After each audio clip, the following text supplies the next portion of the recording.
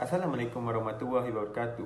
Kami daripada kumpulan 4. Ahli kumpulan kami terdiri daripada 5 orang. Yang pertama ialah Muhammad Fakri Ashraf bin Muhammad, yang kedua ialah Peter Al-Francis, yang ketiga ialah Tur Syashini, yang keempat ialah Muhammad Yusof Zakaria, iaitu diri saya, yang kelima ialah Wan Muhammad Aiman bin Abdullah. Tajuk yang ingin kami bincangkan ialah rampasan kuasa negara Myanmar dan Asia Tenggara. Myanmar Skupiatan merupakan perampasan kuasa berlaku di mana kuasa negara dipindahkan kepada Panglima Tentera Angkatan Min Aung Hlaing. Perampasan kuasa ini berlaku kerana Aung San Suu Kyi, Kaunselor Negara yang dilantik semula oleh Myanmar, telah ditangkap bersama-sama dengan pegawai penting yang lain dalam satu serbuan yang dilakukan oleh kerajaan negara. Yang seterusnya adalah definisi. Keodata di sini adalah bermaksud rampasan, penyingkiran kerajaan dan kuasanya secara tiba-tiba terhadap kerajaan yang sedia ada oleh sekumpulan kecil.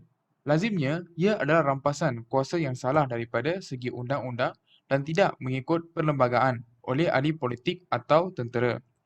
Istilah rampasan kuasa berasal daripada bahasa Perancis dan secara literal bermaksud serangan negara. Perkataan P terakhir dalam ko dan T akhir di eta tidak dibacakan.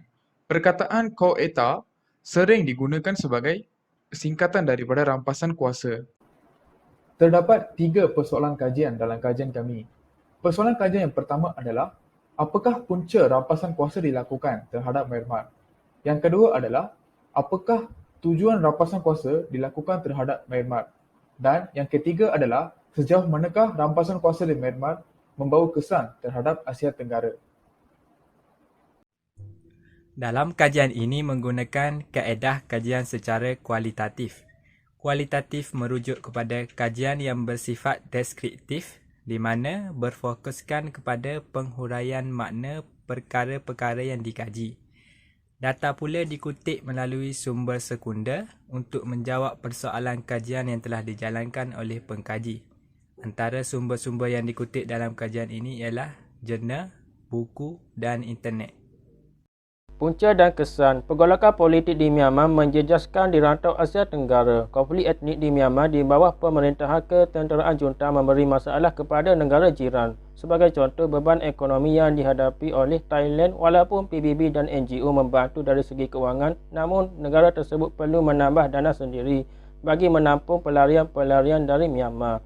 Hal ini merugikan negara dari sudut ekonomi. Secara rasional, sumber kewangan yang sepatutnya digunakan untuk mematahkan ekonomi dengan melabur sektor-sektor tertentu dalam negara. Sebaliknya, pergolakan ini memberi ancaman keselamatan ekonomi kepada negara tetangga.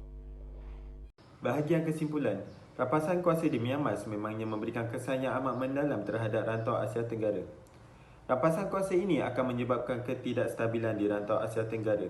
Hal ini dapat dibuktikan apabila rampasan kuasa di Myanmar ini berlaku akan menyebabkan masalah pelarian Rohingya dan konflik etnik di Myanmar dan dijangka bertambah kritikal di bawah pemerintahan junta tentera. Negara-negara yang akan terkesan dengan isu pelarian Rohingya ini adalah negara jiran Myanmar seperti Bangladesh, Thailand dan Malaysia.